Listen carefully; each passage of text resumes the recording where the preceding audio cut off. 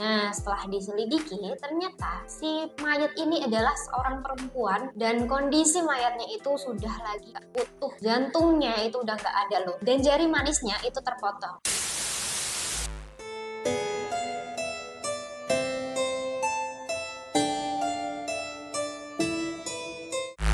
Buat sedulur yang suka film-film Asia kayak film Korea gitu, bisa nih nonton film yang satu ini. Film Chinese yang bergenre crime mystery thriller ini digarap oleh sutradara Thailand yang bernama Yin Ting Seng dan dirilis di Netflix pada malam tahun baru, yaitu pada tanggal 31 Desember 2023 lalu. Ini bercerita tentang seorang petugas polisi yang nemuin mayat yang tergeletak di pinggir sungai, dan setelah diselidiki bakalan mengarah ke sebuah kasus pembunuhan berantai yang mengerikan. Nah, kira-kira gimana nih filmnya? Menarik nggak ya? Assalamualaikum warahmatullahi wabarakatuh. Halo sedulur, balik lagi nih sama Nyong, Nafa. Nah, di sini Nyong bakalan membahas atau mereview satu film yang menurut Nyong ini menarik ya, Lur. Judulnya adalah The Abandoned. Nah, tapi sebelum itu, yang belum subscribe, ayo ya. Lagi-lagi nih tak ingetin ya, di subscribe dulu di sebelah sini. Oke kuy, langsung aja kita bahas filmnya kayak gimana nih. Check it out. Dari awal film ini bakalan ditampilkan ada adegan di mana seseorang ini lagi ada di kursi roda di sebuah ruangan yang kumuh gitu. Nah, kita belum tahu nih di sini ini siapa sebenarnya, tapi kita bisa menduga kalau seseorang ini lagi dalam bahaya atau lagi dalam kondisi yang nggak oke, karena di situ dia kelihatan berusaha untuk melepaskan diri dari kursi roda itu. Cuma sepotong-potong itu aja kita dibawa ke 5 hari sebelumnya. Ketika itu adalah malam tahun baru, dimana di sebuah mobil ada seorang wanita yang lagi mau nembakin kepalanya pakai pistol alias mengakhiri hidupnya. Dari situ kita bisa menyimpulkan kalau si mbak-mbak ini kondisi mentalnya lagi nggak oke. Nah, mbak-mbak ini yang nanti bakalan jadi tokoh utama di film The Abandoned ini, Woo-ji. Dia adalah seorang petugas polisi atau di situ disebutnya itu deputy chief gitu. Nah, sebelum dia berhasil menembak, tiba-tiba muncul nih loh, ada seorang gadis yang menggedor jendela mobilnya. Duk, kayak gitu. Kayak sambil panik gitu kan, terus dia lari-lari. Ada juga di sana beberapa anak-anak lain yang lari-lari. Uji ini akhirnya dia keluar mobil dan mengecek ke arah anak-anak yang tadi pada lari-larian. Ternyata di sana dia nemuin ada seseorang yang tergeletak di pinggir sungai, dan seseorang itu udah mati. Kondisinya itu gak banget kayak gitu lah, bener-bener gak layak alias tragis gitu. Nah, setelah diselidiki, ternyata si mayat ini adalah seorang perempuan dan kondisi mayatnya itu sudah lagi gak utuh. Jantungnya itu udah gak ada loh. Dan jari manisnya itu terpotong. Nah, dari sini kemudian kisah di film The Abandoned ini dimulai. Karena penemuan mayat tragis itu, kemudian Woo-ji dan atasannya itu beberapa kali berdebat tentang kasus mayat tragis ini. Di satu sisi, Woo-ji ini nggak mau ngambil kasus ini karena dia ini udah ngajuin permintaan perpindahan atau transfer karena dia punya kayak riwayat peristiwa buruk gitu. Jadi dia ini punya kakaknya itu dia petugas polisi juga di situ.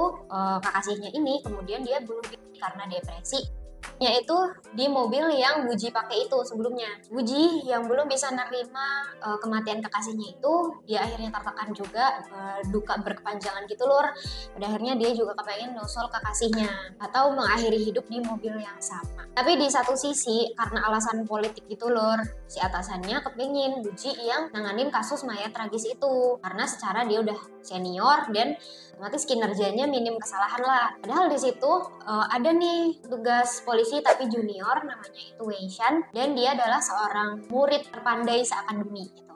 Woo-ji mikirnya, nah dia juga bisa pasti, secara dia kan pinter, cerdas gitu ya, dia pasti ngerti lah prosedur investigasi itu kayak gimana gitu, nggak usah, aku juga nggak apa-apa kok pak, kayak gitu. Si Woo-ji masih terus berdebat kan, tapi terus akhirnya setelah beberapa kali berargumen, malahan mengajukan diri nih, pengen nanganin kasus mayat itu dengan dibantu sama Wei Shan. Dikisahkan pada saat itu Yu Sheng didatangi sama seorang perempuan Thailand. I'm Lady Boy.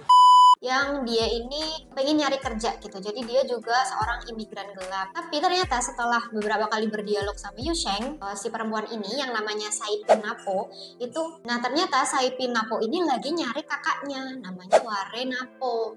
Kenapa dia ngedatengin Yusheng? Karena dia tahu, si Saipin ini tahu Yusheng itu pernah punya hubungan romansa gitu sama si kakaknya. Datengin lah itu Yusheng, tapi Yusheng sendiri nggak tahu kakaknya itu di mana, si Ware di mana. Nah, kisah Yusheng sama kisahnya Wuji itu bakalan ditampilkan secara selang-seling lur. Jadi alurnya itu masih sendiri-sendiri. Sampai akhirnya ada seorang penelpon anonim yang menghubungi panggilan darurat gitu. Dia bilang kalau mayat yang polisi temuin itu beridentitaskan Ware Napo, seorang pekerja imigran gelap. Dari situ terus cerita Yusheng sama Buci itu nyatu gitu, benang merahnya itu mulai tersambung. Mereka akhirnya ketemu. Nah, kita itu dibuat curiga dulu nih sama si Yusheng. Secara kan Yusheng ini yang punya hubungan romansa sama Ware, terus juga dia yang jadi perantara Ware untuk jadi pekerja imigran gelap di situ kan, di Taiwan. Kita dibuat mikir nih, apa jangan-jangan si Yusheng ya yang bunuh Ware gitu kan. Terus juga ditambah ketika si Yusheng ini diinterogasi sama Wuji sama Wenishan, dia tuh bener-bener gak kooperatif lur, kayak ditanyain, kamu kenal ini nggak, kamu kenal ini nggak, itu selalu tutup mulut, selalu nolak menjelaskan gitu. Itu benar-benar kita dibikin diarahkan gitu ya, jangan-jangan si Yusheng ini si pembunuhnya. Tapi pada akhirnya Yusheng akhirnya mau diajak kerjasama sama polisi gitu. Dia akhirnya mau ngejelasin semua yang dia tahu, dan dia juga ngaku lur, pada akhirnya dia pernah ngubur mayat wanita seorang pekerja imigran gelap juga, asalnya dari Indonesia, itu namanya Yeti Ayuni. Nah, dia pernah ngubur Yeti Ayuni, terus dia ceritalah ke sebenarnya Wuji. Terus setelah sama Wuji itu diselidiki ya, mayatnya si Yeti Ayuni itu kondisinya mirip banget persis banget sama mayatnya si Ware Napo. Dari situ kemudian si Wuji naluri lah itu kan, dia berfirasat, wah ini kayaknya pelakunya itu sama. Kan akhirnya mereka berdua tuh si Wuji sama Weishan kan melakukan investigasi, menyelidiki, terus ngecek-ngecek juga nih riwayat telepon para korbannya gitu kan, sama beberapa tersangka. Setelah dicek segala macem, ternyata si pelaku itu ngebunuh para korbannya si Ware sama Yeti Ayuni itu di hari ulang tahunnya mereka. Terus juga diketahui di situ pelaku ini menargetkan korban selanjutnya dengan cara dia nelponin ke korban selanjutnya itu pakai ponselnya si korban yang sebelumnya. Jadi para korbannya itu kayak saling berkaitan gitu lur. Di situ juga ditemukan kalau pelaku itu habis menghubungi si adiknya Ware, si Saipin itu. Dan ternyata ulang tahunnya Saipin kapan coba? Besok lur. Jadi kayak di situ kita dibikin deg-degan, dibikin tegang, berusaha nyariin Saipin yang hilang entah kemana, karena takut keburu dia tuh dibunuh besoknya di hari ulang tahunnya. Ada time limit di situ lur. Singkat cerita, Yusheng, Wuji sama Weishan itu pergi ke tempat lokasi gitu ya, di mana di sana ada mobil yang diduga dipakai si pelaku untuk nyulik Saipin. Terus ketika Yusheng itu nemuin mobilnya, di situ dia lihat di dashboard mobil tuh ada kayak kartu identitas gitu. Pas dicek ternyata itu kartu identitas milik seseorang yang dia kenal. Jadi ada seorang fotografer namanya itu Changfu, dan fotografer ini yang sering ngebantuin Yusheng untuk ngebikin dokumen-dokumen palsu untuk para pekerja imigran gelapnya. Wah, dari situ kita langsung dikasih tahu ternyata Changfu pembunuh atau pelakunya. Dan di situ kita diliatin ternyata ruangan yang awal banget itu loh, yang kumuh itu, ternyata itu adalah ruangan di mana Saipin diculik. Terus di situ diliatin ketika Saipin sama pembunuhnya sama si Changfu ini lagi dialog gitu ya,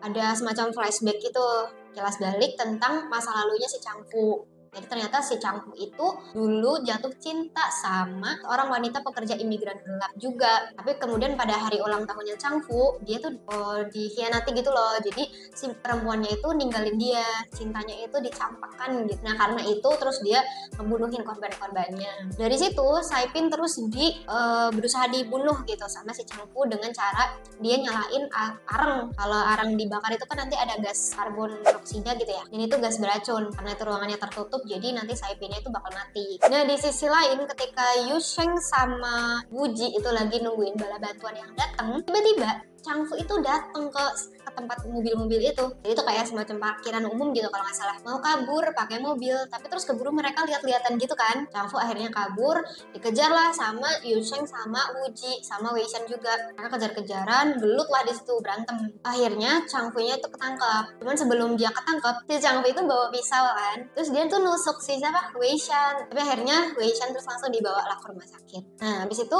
Wuji ngeborgol Changfu buat Changfu untuk nunjukin di mana lokasi Saipin berada. Tapi sebelum itu mereka tuh malahan ke rumahnya Changfu dulu. Diliatin lah itu banyak banget perabotan-perabotan dan benda-benda yang dipakai ritual sama si Changfu ke korbannya. Jadi kayak ada meja kursi, ada lilin-lilin, dan di situ ada juga jantung-jantung sama jadi manis korbannya. Di situ kita benar-benar dilihatin betapa psikopatnya si Changfu. Terus si apa sebenarnya Yusheng itu kan ngeliat kan itu semua. Terus dia keinget sama Ware gitu kali ya. Dia terus nangis, marah, dia kepengen ngebunuh si Changfu karena dendam itu. Tapi kan posisi Saibin belum ketemu ya, sedangkan yang tahu lokasinya Saibin itu kan si Changfu ya.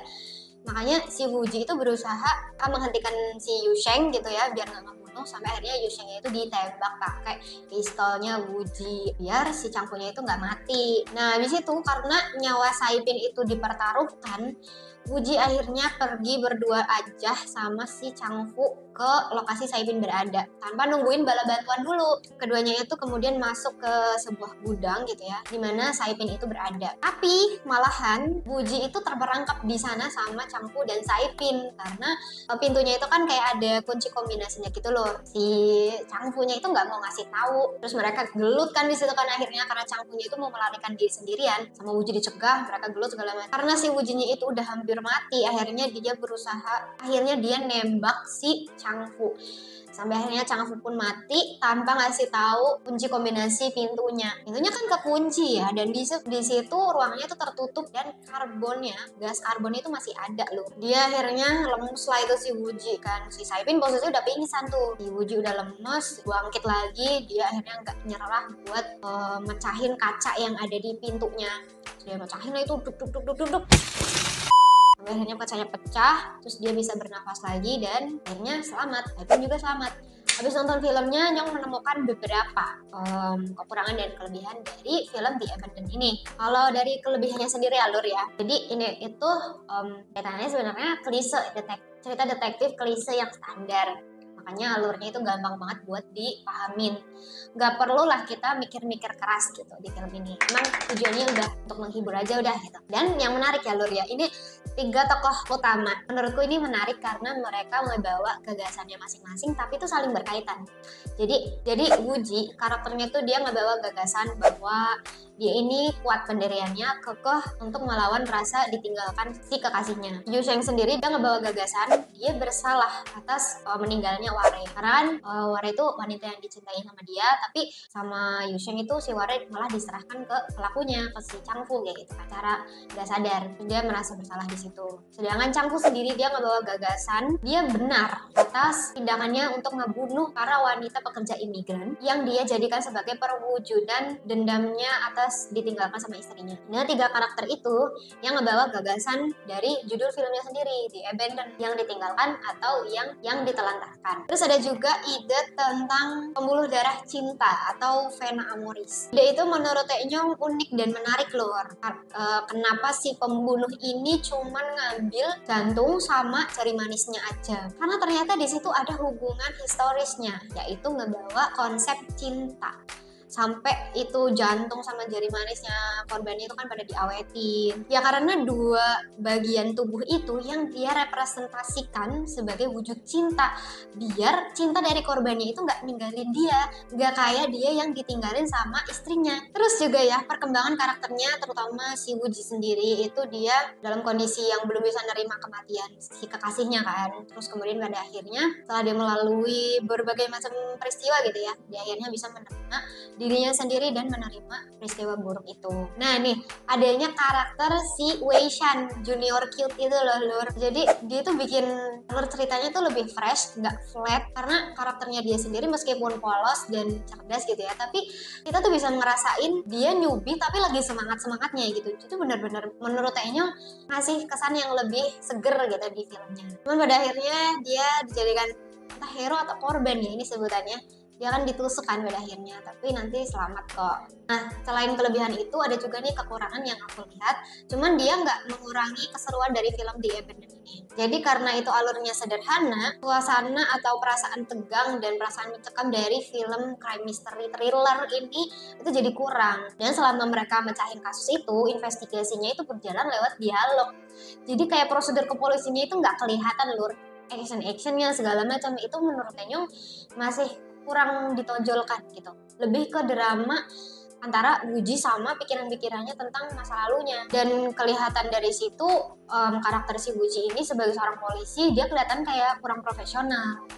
Tapi apa mungkin karena dia ini punya trauma dan rasa sakit kali ya, jadi mengurangi kinerjanya dia sebagai seorang deputy chief. Yang juga ngerasa janggal ketika adegan dimana mereka ini ke rumahnya Changfu dulu gitu ya, setelah nganterin si Weishan ke rumah sakit. Kenapa Changfu-nya itu nggak dibawa dulu nih ke kantor polisi gitu ya? Terus udah habis itu bareng sama bala bantuan yang lain mereka bisa langsung ke rumahnya Changfu untuk nemuin bukti dan nemuin Saipin gitu kan. Kalau kayak gitu kan jadi kelihatan tertata gitu kan, terorganisir dan lebih aman juga. Habis Yushengnya itu ditembak kan si Wuji sama Changfu doang nih ke gudangnya kayak gitu kan, itu riskan banget nggak sih? Meskipun Wuji ini seorang petugas polisi tapi kan tetap aja itu nggak aman gitu. Kita di situ nggak dikasih kesempatan untuk memahami dan mengeksplor pikirannya Changfu sebagai seorang pembunuh berantai, gimana dia pertimbangannya, kemudian gimana polisi ini kemudian memahami pola pikirnya Changfu sebagai pembunuh gitu kan, itu nggak ada. Meskipun pada akhirnya kita nanti dikasih tahu motivasinya si Changfu ngebunuh ini apa, cuman informasinya itu bener-bener kayak cuman sekilas-sekilas kayak gitu doang, nggak clear kayak gitu loh. Jadi pas Nyong nonton juga kayak, nah ini bisa kayak gini, nah ini bisa kayak gitu kayak kurang clear aja gitu. Overall film ini ya standar aja gitu ya untuk ukuran film genre crime mystery thriller. Ini ringan banget, mungkin jangan ditonton ketika sedulur ini kepingin film-film yang penuh adrenalin gitu ya. Tonton film ini ketika sedulur ini lagi bosan sama konten-konten atau film-film yang happy tapi juga nggak kepengen dibikin mikir berat sama film. Kalau dari Nyong rate-nya itu 5,5/10. Oke Lur, jadi itulah review dari film The Abandoned menurut Nyong. Balik lagi ya, yang namanya review ya sifatnya subjektif, jadi gak ada yang salah dan gak ada yang benar. Makanya kalau sedulur yang udah pernah nonton film The Abandoned ini kepingin juga sharing gitu ya, review menurut kalian itu kayak gimana, boleh banget ditulis aja di kolom komentar di bawah. Dan jangan lupa like, share, dan juga nyalain notifikasinya biar kalau ada video-video baru sedulur bisa langsung update, langsung nonton gak bakal lama. Oke, matur nuwun sudah menonton sampai selesai. Sampai ketemu lagi. Assalamualaikum. Bye bye.